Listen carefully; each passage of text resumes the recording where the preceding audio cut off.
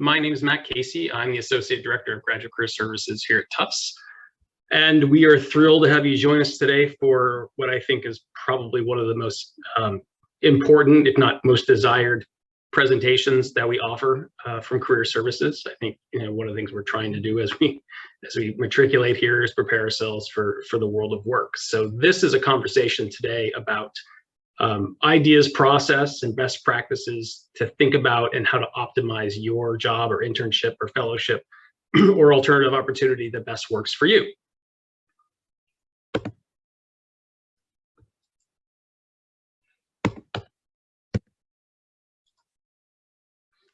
So one thing I do want to mention, and this is something we presented all slides for the graduate career services, is just to remind everyone is that career planning is most definitely a process. It may feel nebulous, but we want to make sure that everybody falls along this continuum at any given time. So you may fall under a couple of things at the same time, depending. You might be looking for a job while currently having an existing job. But we want to make sure you realize it's really hard to skip steps. So this presentation assumes that you have done all your work on yourself and what you're interested in, and have made specific decisions about what you want to pursue. I imagine many of you who have searched for jobs, particularly domestically, have perhaps used one of these big giant job boards and aggregators. So Indeed and Monster and Career Builder and Glassdoor and Ladders and ZipRecruiter. Technology is an amazing way to get a job.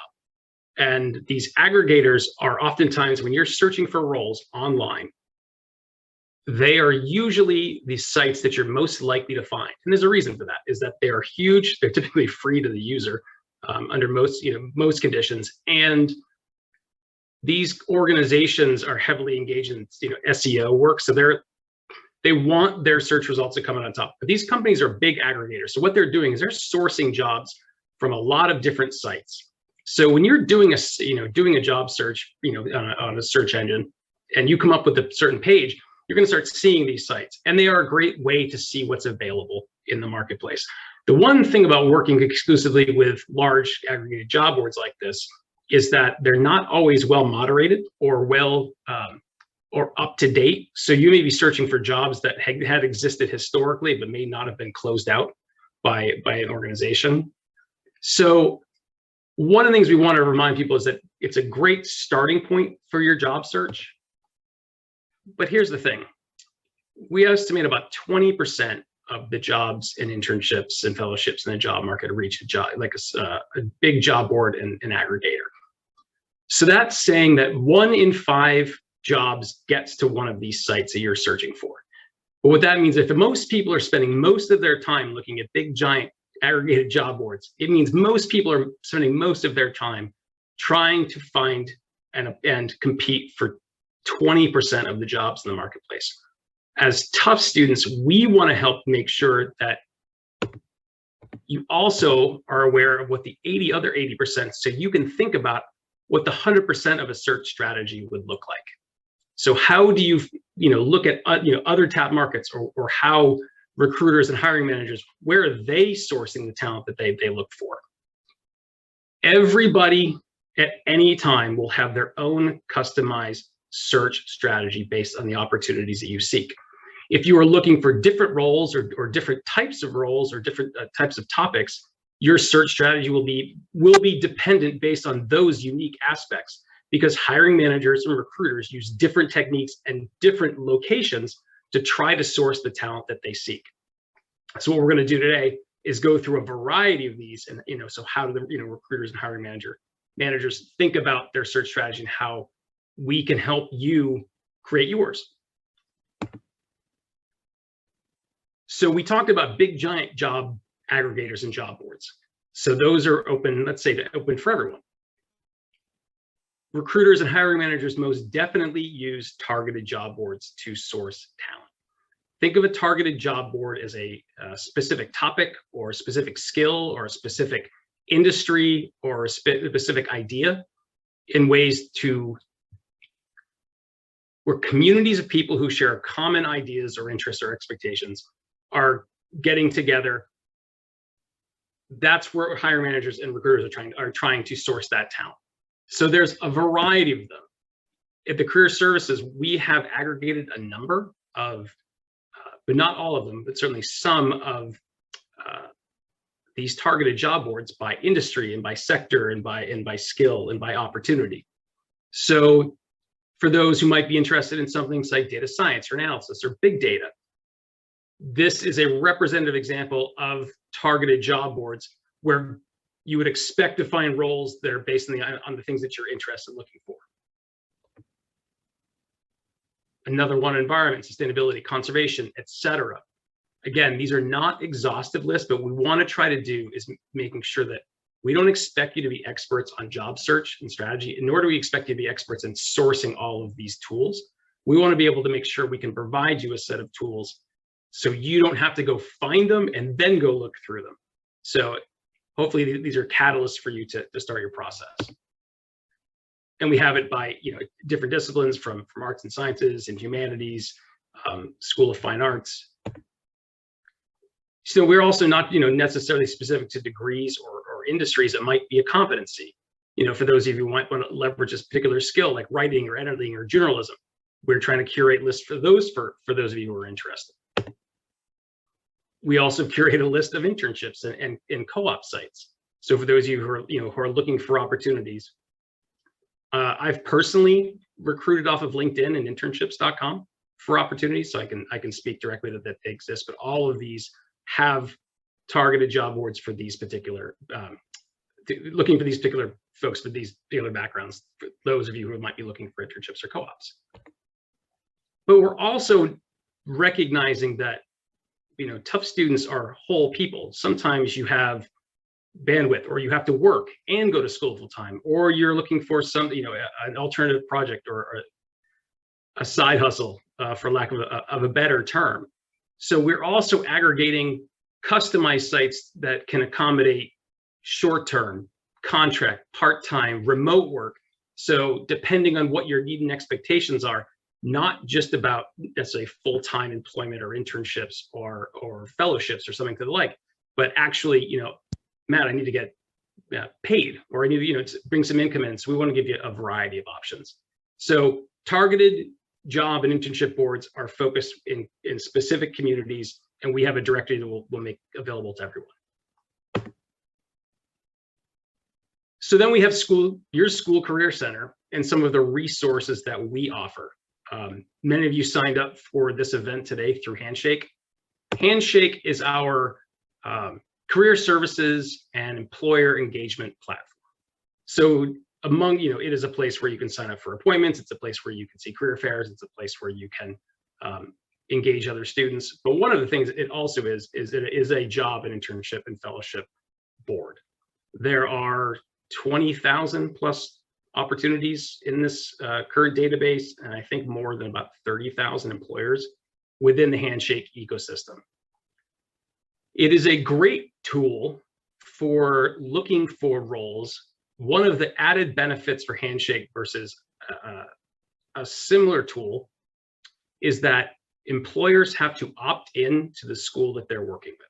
So the employers that are in Handshake featuring opportunities with, for tough students have been invited in and accepted in. So it's one less barrier to entry to access because we know they're looking for tough students. It doesn't mean they aren't looking for other students at other locations. Handshake is available to and purchased by a number of higher education institutions, but it's one less barrier to know. And the other thing that's nice about Handshake, for those of you who may be international students, there's a feature, it's optional, but a lot of employers use it, where it can designate whether or not they're interested in or available for OPT and CPT or willing to consider sponsoring visas. So unlike a lot of other job boards that don't offer that feature, there is an option within this tool that allows people to find information about that tool. So we have all of these tools and resources, within Handshake with all these opportunities. One thing I did want to bring to bear is, what we have found, and this is true a lot of times with doing job searches, is that we spend an awful lot of time focusing on the employers that are either the most well-known or the most visible. But most employers aren't Google and Microsoft and large multinational brands. Most organizations are mid and small sized. Recognizing that you could get the exact same job doing the same thing, potentially paid more or better benefits or quality of life for an organization you might not have heard of before. What we have found through Handshake and want to make sure that we help everyone do is that there are lots of opportunities that have one or two or just a few people that are applying for them. So there's a lot of roles within Handshake that people aren't applying to because they may necessarily not know what the organization is. We can help you think about that and develop your search strategy within this tool if that's helpful, so you're not missing any of these roles. This feature you're seeing in front of you is not a layout that's visible for you as a student. We can see some of this information from our side in career services. So if you're not getting as much traction as you would hope, we can help you potentially look behind some of the data and see if there's opportunities that you're not necessarily seeing immediately. It's also important when you're looking at the, looking for search, is making sure the search terms that you're using are the ones that are typical of the jobs that you have. Because you might be interested in a job in data, but they may not be using the term data in the title of their role. But they may be using market analyst or strategic planning or machine learning specialist. So we can also help as you're thinking about the variety of similar titles of roles and how to apply those for the opportunities that you seek. So we're just making sure that for a tool like this, where it's actually making itself more available to tough students, we want to make sure that we have getting as many people as possible applying for these opportunities. Again, this is not exclusively for international students, but it has been designed and focused for you. Is that we have a resource for the last year called Interstride, and Interstride is a career exploration and job search resource for international students and those interested in working abroad. The big value add for this tool is that, unlike prior options and prior tools, searching for a role didn't always provide you the most current list of employers that had historically hired. What this tool does, it has, I believe, 6 years of historical federal data.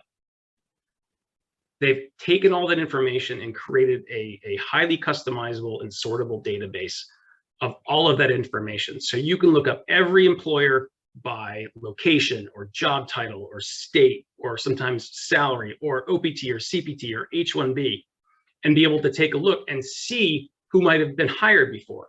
It doesn't guarantee that they may be hiring in the next year, but as you're thinking about building out your sources and trying to select employment, having an idea of actual data of what employability is important. So, and the other thing that's valuable in this tool is there's a lot of specific webinars and search resources for international and domestic students. It does have a job board, but it is not. It is an aggregator, and it is not exclusive to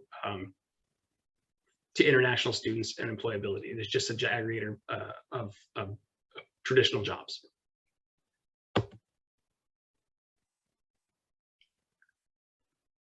So we have Handshake, which is a tool. We've got targeted job boards. The next thing is company websites or company organization websites.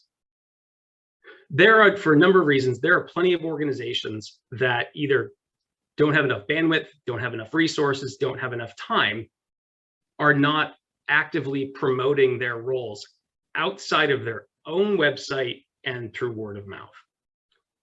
This is important to understand, is that when you are doing your search, thinking about the locations, particularly the geographies you're in, and making sure you might know all of the types of companies that are in that space. There may be, like I mentioned before, sort of big organizations might be familiar with, but there might be very similar competing successful organizations that your competitors aren't finding. So the more organizations that are offering the opportunities that you can contact, the more likely you're going to source opportunities and very well more likely you are to be able to get interviews and jobs at these places.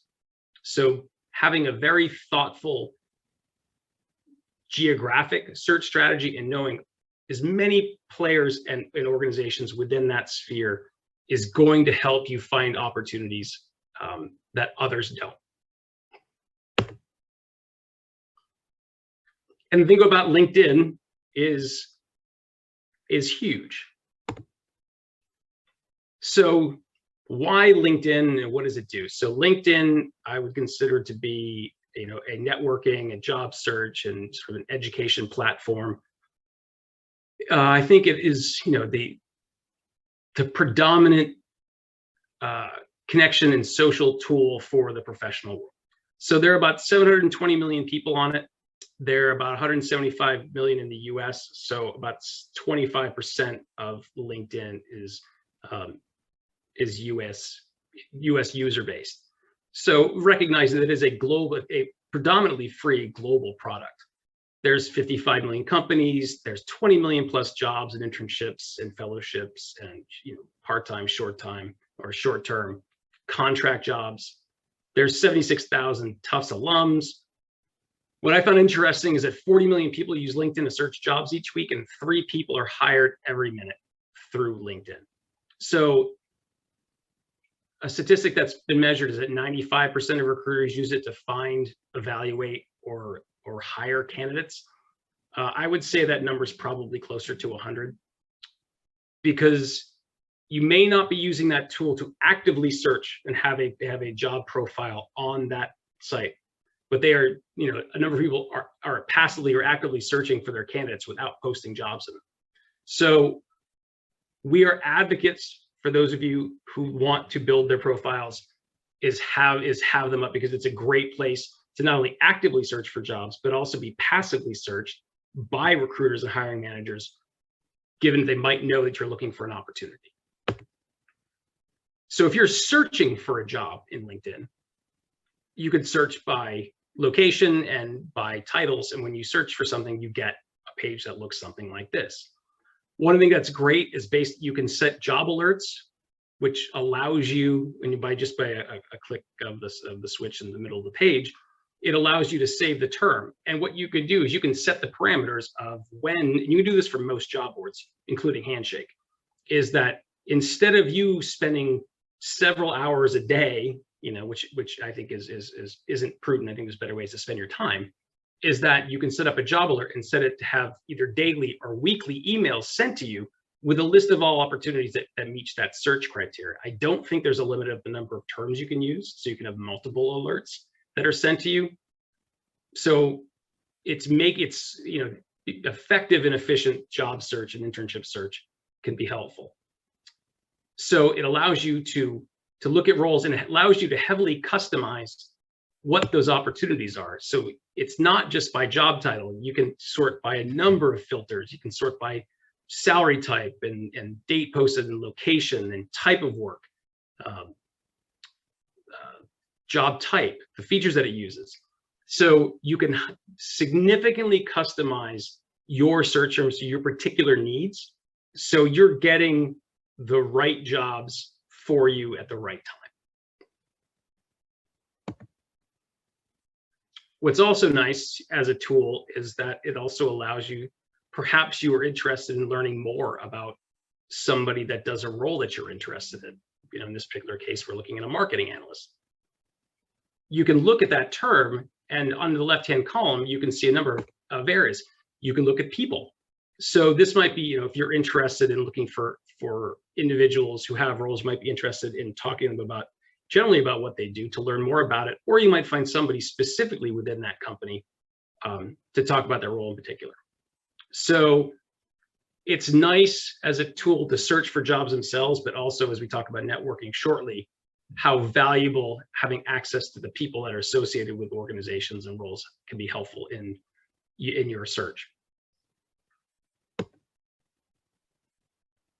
On your profile page of your LinkedIn, and we have other workshops around LinkedIn profile development on our Tufts Career Center YouTube page, One of the things that is helpful, and they've added over the last 2 years, is on your profile page, underneath your picture and your tagline, there is a section which allows you to say you're open to work. And when you open that box, it allows you to set preferences. So what this allows you to do is tell recruiters and hiring managers exclusively, or you can tell all of your network that you're open to work. What it allows you to do is tell the audience the types of job titles you're interested in, your job locations, not that are in person, but also remotely, when you're available to work, and the type of work that you're interested in doing. So how does this work on the back end?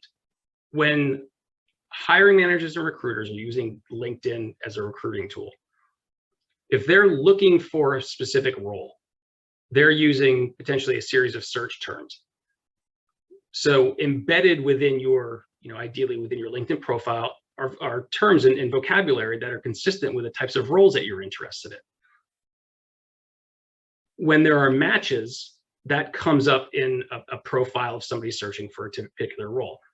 With this feature clicked and selected as yes, be available just to recruiters or everybody, it not only tells recruiter you're open to that you fit the parameters of this role, it also tells them that you're interested in having a conversation.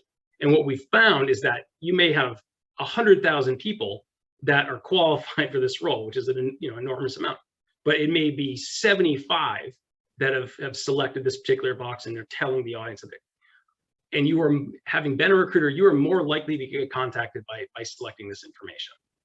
You don't have to do it. It's just letting you know that this opportunity is available to you. So, and like I mentioned, passive search, it means somebody's searching for you without you having to do anything more. So, and then they can reach out directly to you if they're interested in your candidacy.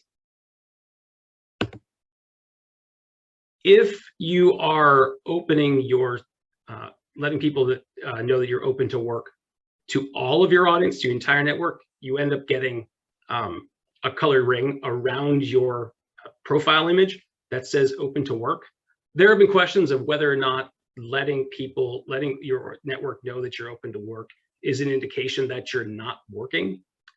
I don't believe that to be true. I think in particular, it's different with, now with the pandemic, it's the number of people looking to switch or change careers is higher than it's ever been. So it's unexpected to see people that might be interested in roles that may be working or may not be working. We want to, the stigma of being out of work or being current student, I believe is waning and getting, to a place where hopefully it won't exist at all anymore. So social media. So this is always, comes up as, how important is social media when, as far as your search is concerned. We know from some external data is that hiring managers and recruiters are using social media to find candidates, but also evaluate them. So, in this, this recent study by JobVite, 72% of recruiters are using it specifically to find people on LinkedIn, but recruiters are using Facebook and Twitter and Instagram and Glassdoor and YouTube and a variety of other tools. So sometimes they're actively promoting jobs in feeds or promoting jobs in certain profiles. They're also using it as a tool. So if they're looking at potential candidates, or they're interested in having a conversation, or they've already had a conversation with you, once somebody looks at your resume and looks at your cover letter and wants to have a conversation with you, the next thing recruiters, hiring managers are going to do is they're either going to go to your LinkedIn profile or they're going to Google you. What we want to make sure people understand is that from a social media management standpoint, is that if we do a search engine search for you as a potential candidate, ideally we find one positive link about you in the first 3 pages of a search based on your name. Ideally, we find a positive link about you on the first page of a search under your name. Now, that can, LinkedIn, being able to customize your URL is one very effective way to make sure that happens. But it's not necessarily the only way to make that happen. But when we're looking at that information, we want to make sure that when we find your profiles, if we find your social media profiles, and recruiters and hiring managers are very clever in finding that things, we want to make sure that you are very thoughtful about what you're promoting to your external audiences, because if making sure that things that are public are appropriate, like making sure posts are spelled correctly, making sure illegal activity isn't exposed, or making sure a certain commentary is not offensive. So it's thinking about two things at the same time. One is that people are looking for talent in this place, but also making sure that if we can find you on this place, that you're actively, thoughtfully promoting your brand in the most positive, influential way you can.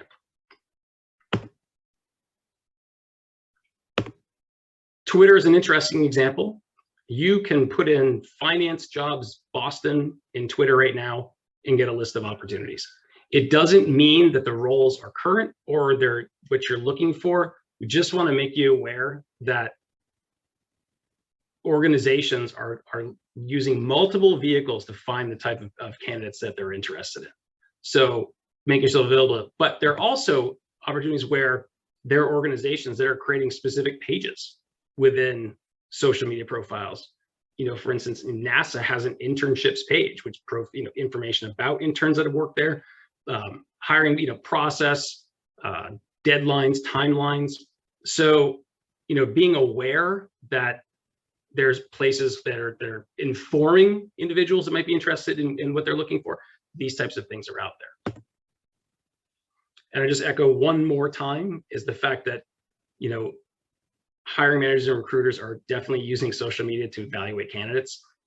And it was really fascinating, this recent study saying, hiring professionals who have not hired a candidate based on the content they found on social media, 57% of recruiters in this, based on these respondents, is pretty significant. So just be very cognizant of the fact of your digital brand and how it's communicated out there can have an influence, positively, negatively, or neutral on your potential candidacy for a role. So just be thoughtful about that in the future. And then there's networking. And how and why is that important? Everyone should build a network before they need it. I couldn't agree with this more. Technology is an amazing way to source and apply and potentially get a job or an internship or an opportunity. But it's estimated you're about 10 times more likely to secure a role through a relationship. So it doesn't mean they're mutually exclusive. It means that having somebody to send or validate your candidacy in some way within an internal audience can have a very beneficial impact on your outcome as a candidate for a role. So networking is a lot of things to a lot of people. And when we think about networking, it's an opportunity to explore, it's an opportunity to have conversations, and it's an opportunity to get ideas of what's out there. It is an opportunity to find out about new roles and opportunities. We will say is that, especially when you're doing initial outreach, it's not, it's more for advice and less about asking for a job, in so much as that networking is about building relationships and connections and confidence in those relationships. It doesn't, and depending how formal you want to be. But the idea is we want to make sure if you're asking for something without offering it ahead of time or offering something of value ahead of time, it could be off-putting or, sort of a unilateral conversation. It doesn't mean you can't do it. It just means, we want people to think about if you're cultivating conversations, connections with people, if it's just about them helping you, how likely or interested are they going to be in doing that based on ask alone? So it allows you to meet people and find collaborators. It's a, it's an effective tool should you want to be able to use it, given the number of people that are available on it. And as you've seen about these 17 different ways, and perhaps this is not the most, an exhaustive list of all the ways you can search for opportunities. What this is saying is that almost, everything in yellow somehow can connect to relationship management and building networks and networking. So even if it feels like it's specifically focused on a technology or an organization, it's still people that are involved in this process. And how do you manage that? How do you manage the people within that process? One of the ways that can be very, very helpful about learning about opportunities or making connections is having a common thread between you and an audience. Using LinkedIn as an information or referral resource for roles can be very, very helpful. So you can search for Tufts University on LinkedIn, get to Tufts University's page, and look for alumni. There are 76,000 of them now within LinkedIn, and when you search for alumni, you can not only can you search by title and role, and you can search by dates of attendance, and you can get, not only do you get a list of people, you can see some statistics about where they are or who they work for. So it is easier to build a relationship with somebody quicker if you have a common connection with them. Being a Tufts student or alum or faculty, or if some measure of affiliation with this university, is a unique feature to two parties. So those of you who are thinking about using Tufts tools and resources and people for job strategy, we can certainly help you. Who do you look for? How to go make these searches so you can have the most effective, spend the most effective time finding the people and the most effective outreach to them. So let's talk about impact. So how valuable can networking be to you? Well, let's think about scale. So this is unfortunately a tool that no longer exists. This is a tool, LinkedIn in Maps was a tool several years ago that allowed you to visualize your network and the interconnections between them. This happens to be a representative example of my network 8 years ago or 9 years ago. And each color represents an organization or an affiliation that I had. And this represents about 1,000 people. So that means first degree connections on LinkedIn. That means I have a direct relationship in LinkedIn to 1,000 people. LinkedIn allows you access to third degree connections. So first degree is I know somebody directly. Second degree connection is I know somebody who knows someone.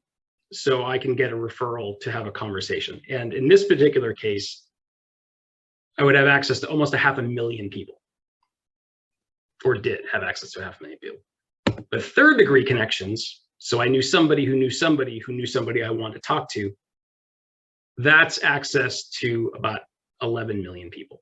And I imagine over time, this has probably doubled or tripled, with the number of contacts in my personal directory. But we want to share with you is just how broadly your reach can be at an exponential level, given the number of contacts you have.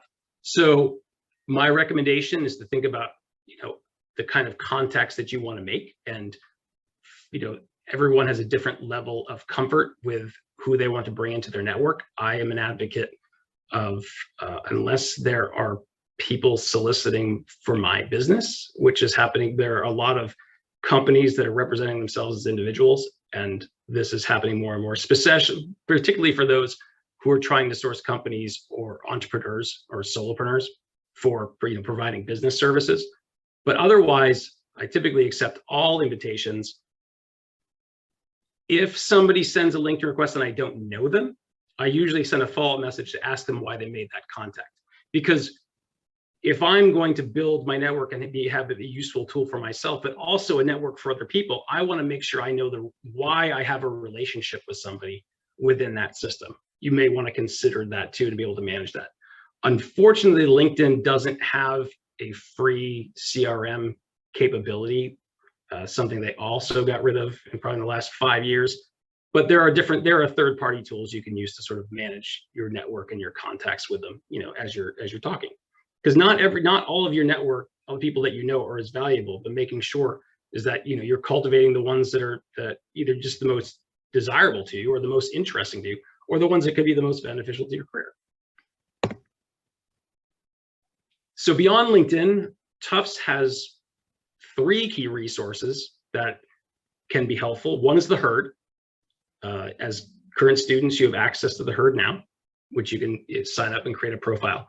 It is a virtual platform for our alumni and our students to engage in mentorship and in conversation and collaboration. It is sort of its own system and its own portal. So there are actually more alumni than there are students in there now. So it is a place that you can easily facilitate outreach and conversations with, it might be, just have a conversation and think about your networking. It's not always just about a singular job. It might be advice about how to manage your current job, or how to navigate the program that you're in. So this is a tool that simply facilitates your ability to reach out to a new person affiliated with Tufts to have a conversation or more. There's also the Tufts University Career Network on LinkedIn. That is actually hosted by our Alumni Career Services team here in the Career Center.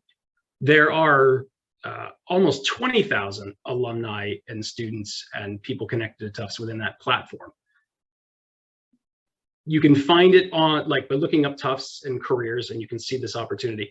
And then you can just ask to be added. And as if you have a valid Tufts email address, so we know you're connected with here, you'll be approved. That's a place, and it's a very active forum where you can have conversations with, you can post things, you can have dialogues, you can share that you're open to an opportunity. You can, if you're an employer, you can share the fact that you're looking for candidates and be able to post roles. Our employer relations team is very active in promoting content and opportunities on there. So it probably takes 5 to 10 seconds to click a button to sign up for it, and it's usually approved very, very quickly. And lastly is the Tufts Alumni and Friends Directory. So this is hosted by the Office of Advancement, and this has more than 100,000 of our Tufts alumni, and it's a giant searchable, sortable database. So another place where you can find individuals connected with this university. There's also networking through professional associations. This is huge. So one of the things that's really interesting, a lot of you as graduate students are specialized in areas, and there are associations and certification bodies that are often connected with what you do. Hiring managers and recruiters definitely search for and try to post opportunities on the career and job sites for professional associations, because again, like a targeted job board, we want to go to the place with a community of people that have the skills and the interests that we are desiring are connecting with. So you're more likely to find a candidate that you're looking for because the community that you're looking for is in one place. So these are just examples of possibilities. Not every association or professional designated place has an up-to-date or active or very or huge career or job page. It depends, but a lot of them do. And for current graduate students, they oftentimes have like free or significantly reduced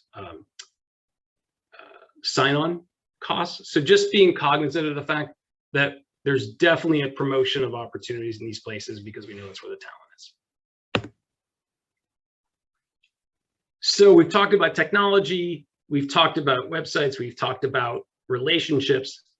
Now let's talk about who else can help us.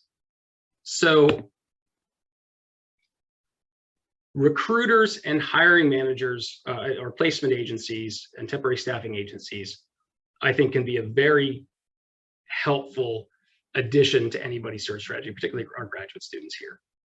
So recruiters and temporary staffing agencies, I think they're considered all recruiters. They are all hired on behalf of organizations to find talent for them. So they are a third-party organization.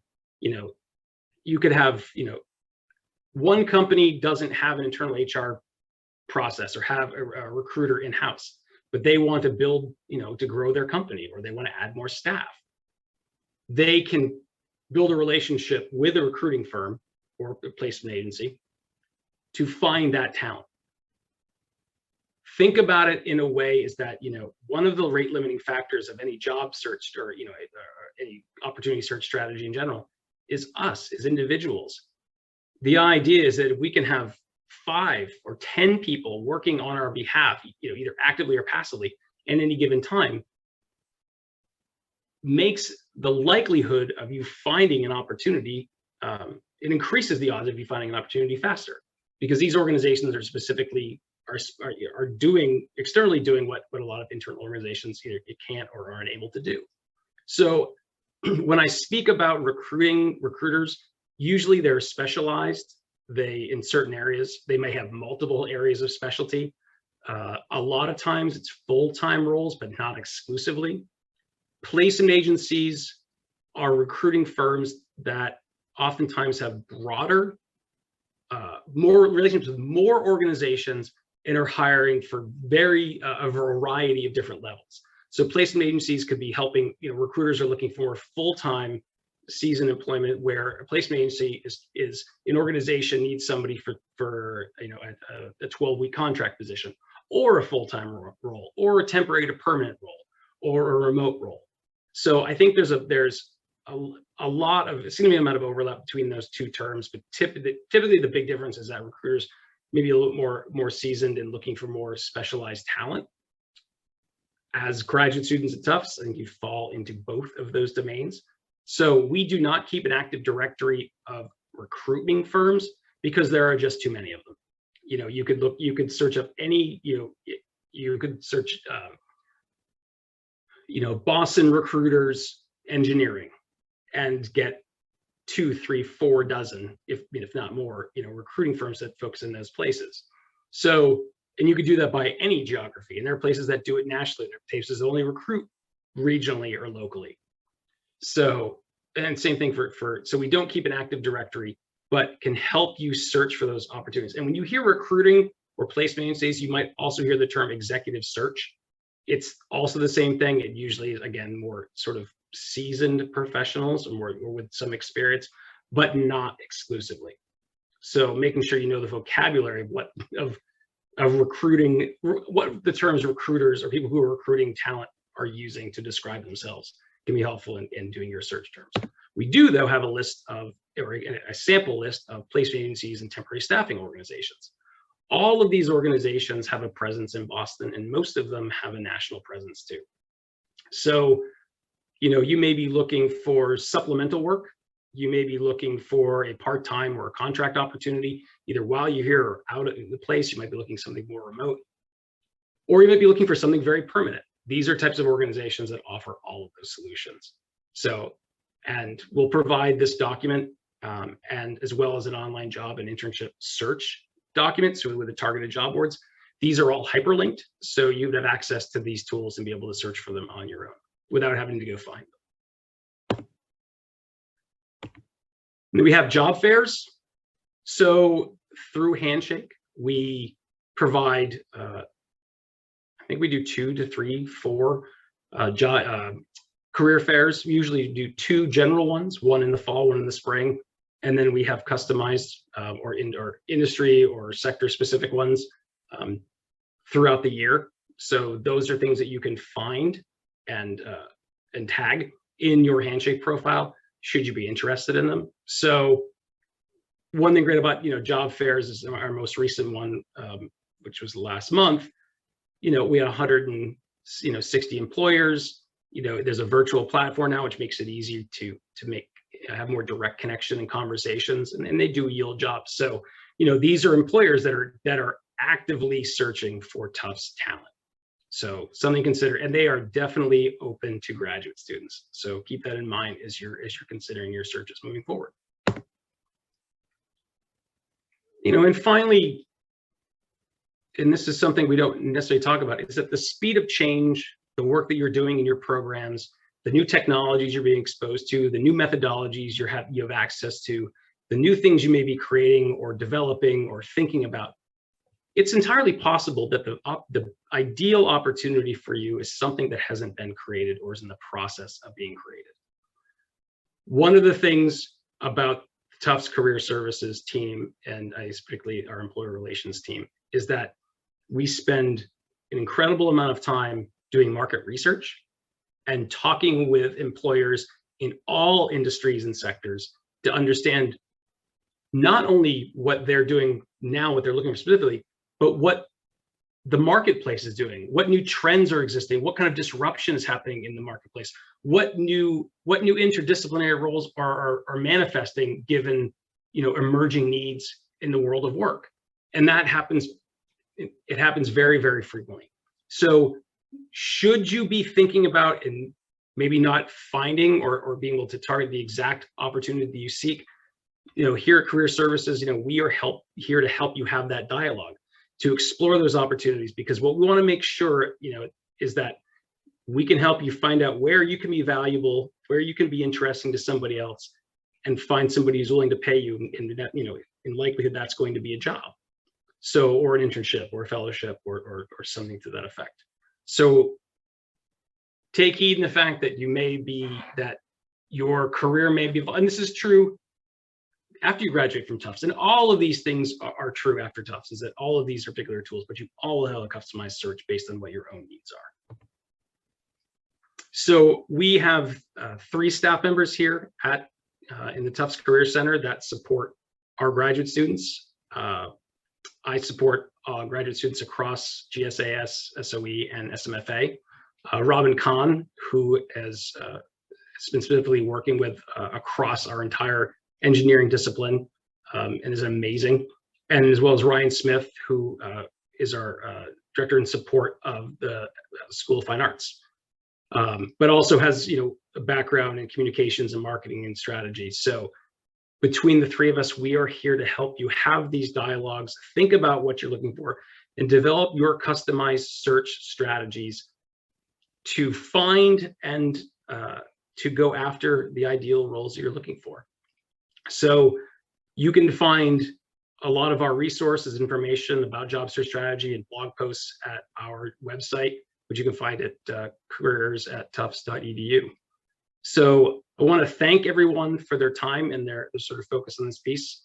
And I will look forward to hopefully meeting each of you that are on here, and for those of you who are watching this now or in the future, to reach out to us for help. And for those of you that are Tufts students now, just know that one of the added benefits for being a student here is that when you graduate, we also provide career services for life for free for our alumni that can provide all of these services and more to you. So thank you very much. I appreciate it. And I will stop the recording, and I will open this up to questions if anyone has them.